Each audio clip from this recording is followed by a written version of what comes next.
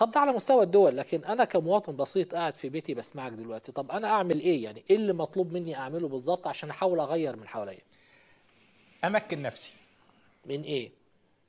ان ابقى جزء من الدوله، ان اشارك في اداره الدوله، ان يبقى ليا صوت مسموع، ان ليه افكر، ان اتعلم الاول عشان اقدر افكر، وان افكر ويبقى ليا صوتي في اذا جهاز الحكم اللي مش قادر يوصلني ان للي انا عاوزه، ان انا زي ما قلت ابقى حر واكل واشرب، اغيره ويبقى عندي قدره على تغييره، وان عندي قدره على ان انقد واعبر عن رايي.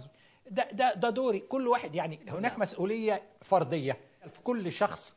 نبدا من منطلق ان هناك مسؤوليه فرديه على كل شخص. احنا ما زلنا بندور على واحد يخلصنا، ويقول لك اللي شبكنا يخلصنا.